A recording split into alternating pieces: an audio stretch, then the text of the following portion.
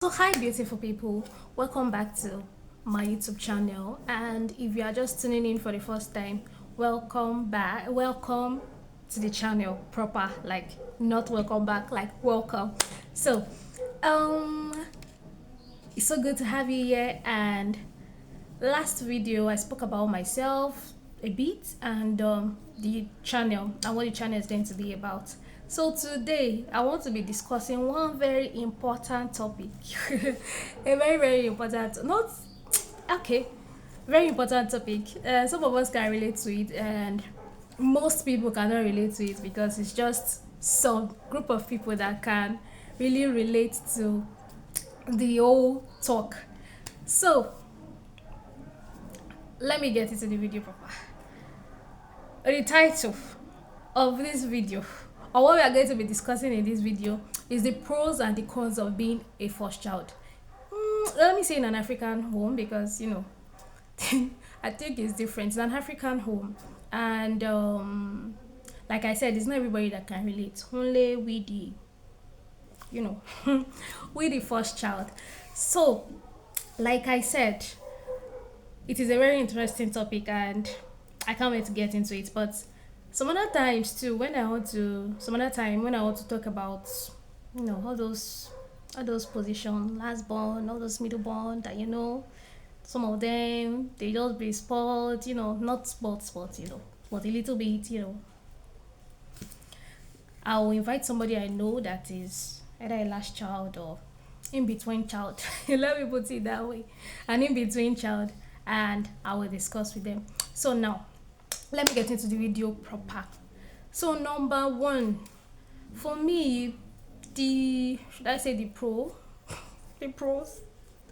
of being in an African, is it in an a first child in an African home, is one, for most African parents, especially for my own family, my mom, my dear, you have to give the respect. The auntie must be there. Either is the sister you chose, so it's going to be sister Pamela or auntie Pamela. So the respect must be there, but the respect comes with a lot of other things at the back that we will discuss in the video. So the respect must be there. They must not see you disrespecting your elderly ones. You are in hot soup, as the case may be, and you get to be the one to share the meat of the fish, or serve your siblings. So the siblings that have offended you in the afternoon, or the one that went to do, in quote, hammer, that went to tell on you to mom, you can decide not to give the person big meat or small meat. So those are some of the the pros that we have.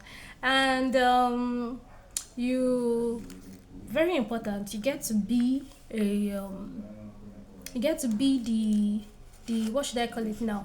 I don't want to use the word mentor, but you get to be the one that your siblings are looking at. They most probably will follow in your step. They'll most probably do what they see you doing, especially when they are still very young. So being a pro is be like you get to set, not necessarily the pace now, not the pace for your parents to compare your siblings with, but there are times that when we play when we are small, is the same thing that we are doing that our siblings want to do. So let me add a very short story. So when I was very young, I think me and my parents, we went to visit a friend, my parents' friend. Yes, so we were playing outside, and me and my younger brother, my immediate younger brother, he was still so young. I think, was he one? I can't even remember the age. So I think probably the ball we were playing with, you know, rolled down the staircase, and I was the one to go and pick the ball. So my younger brother followed. And as a 1 year old, that be a toddler or whatever he is, that he still is, that he was then, my brother rolls down that stair, and he had a deep cut in the middle of his head here, and he bleeded for a very long time. Even the mark, I think the mark is still somewhere there. So what I'm trying to say is that at times when we are young, and talking about teenagers now, when we are young, you're a teenage, and you are the firstborn of the family. Even as a grown up and an adult, you get to set some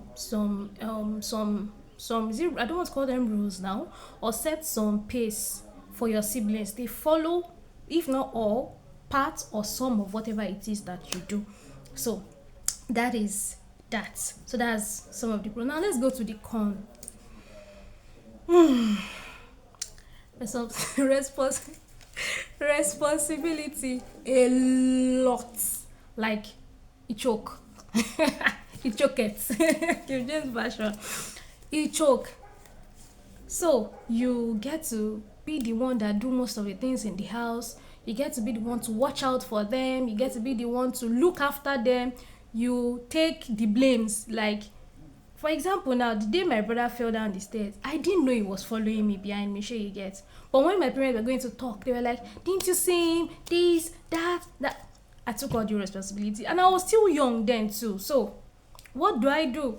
So the lot of responsibility, and I don't know whether it's in every home. When I was young, at the age of 6 and I already started learning to wash plates, learning to sweep, learning to do some house chores, and but it reached my brother's turn, reached my sibling's turn. My mom was like, can't you see that I'm still young? And I'm like, what changed? Like, what changed?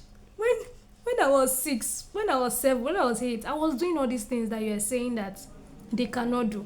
But you now reach their turn. You are like, they can't do it. And I'm like, are you for real? At times I just get angry, like, how we never say can they not even do this thing? How?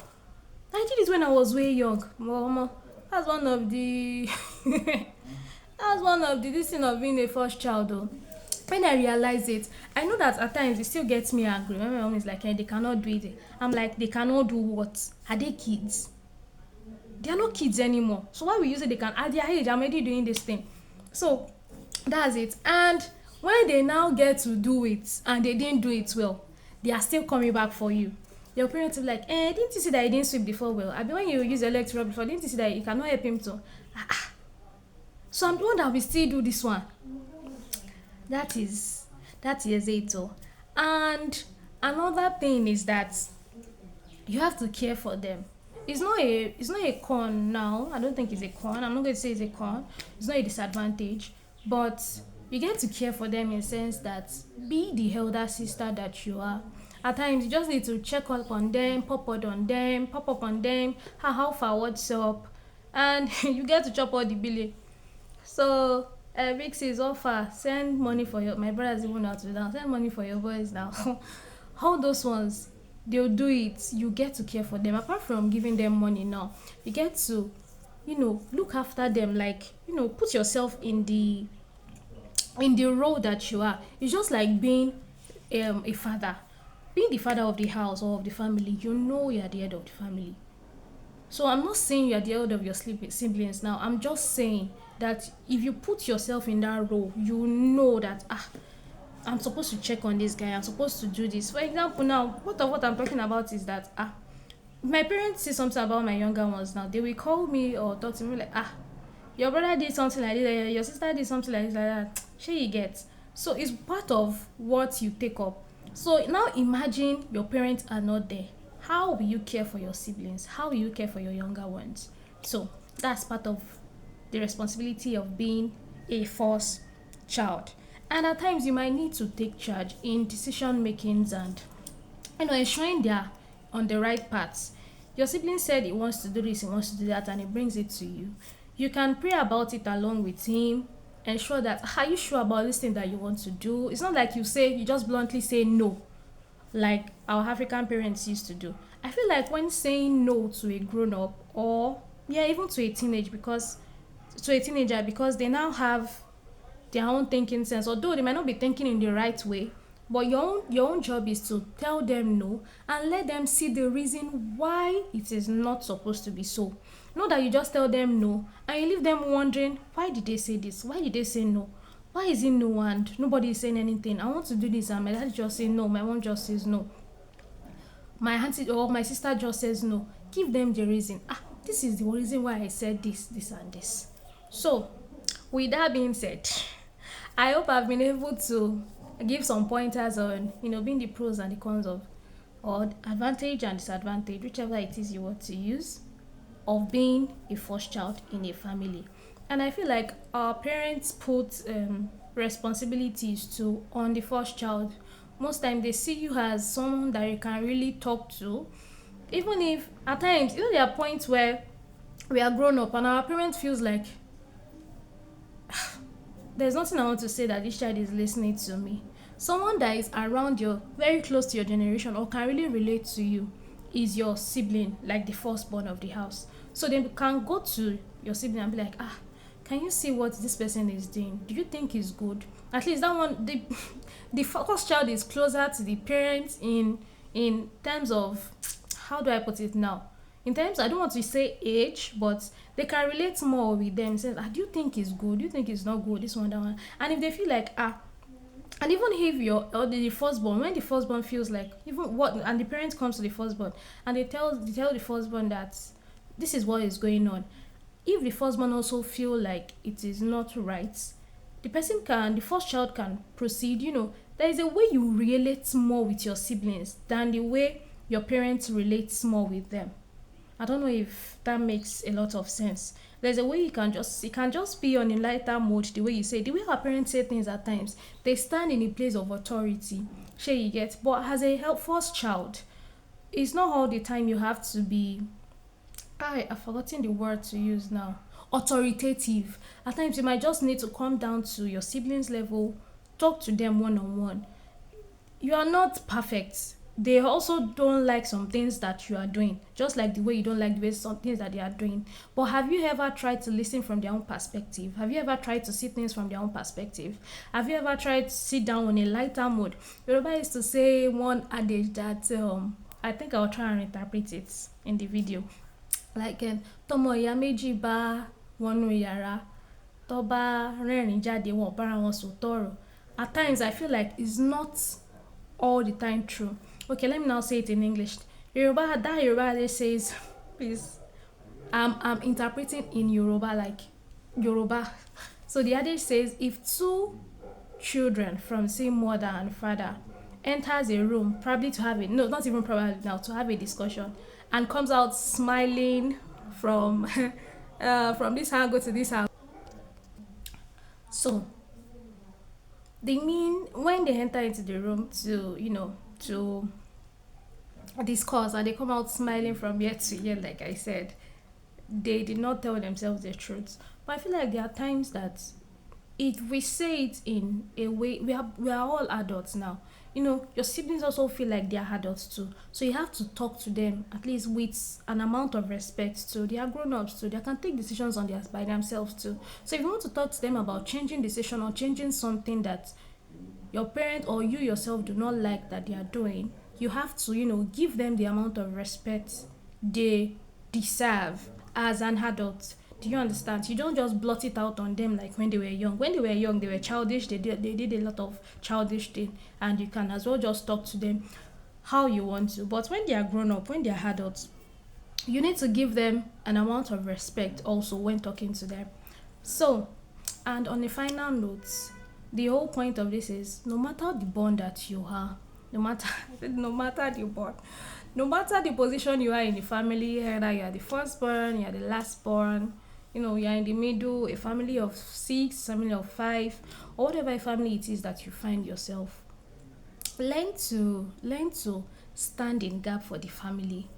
Learn to stand in gap for the family. No, you don't have to be the firstborn to stand in gap, to pray for your family, to speak words over your family on a daily basis. Like we see in Psalm 106 verse 23. Yeah, I think 106 verse 23, where the Bible was talking about Moses standing in gap. You should stand in gap for your family. You don't need to be the firstborn. Speak words. Speak life into your family. Speak long life into your family. Decree and declare over your family. You don't have to be the firstborn, the lastborn, or the middleborn. And most importantly, firstborns. I feel like since we are the one that sets the paces for, we set the pace and we set as an example. Yeah, I think that's the right word now. We are an examples to our younger ones. I feel like we should do some certain things, bring us some certain things that our we will be proud of us seeing our younger ones doing it later on. For example, now, being the first child, when you became an adult, you started doing some things that you it's not right. Do you understand? It's not right. And at the end of the along the line, you stopped. Maybe you came in contact with somebody that spoke with you about it, or you just changed, or your personality just changed, or the Holy Spirit just changed some things about you. Imagine your siblings has taken up those acts. Now you have to be the one to do the work to change them, from that habit that they took from you. So, with this being said, now I believe that we have all learned one or two, and I I do not know when videos will be dropping, like I said, but I'll try as much as possible. The challenges are background noise and some other things, and I've not been able to get the mic. So I just hope this video has blessed you. You can make a comment in the comment section, and like the video, share with friends and family, and please do well to subscribe. Thank you very much for tuning in. Thank you for seeing the video. Jesus loves you, and I love you too. Bye.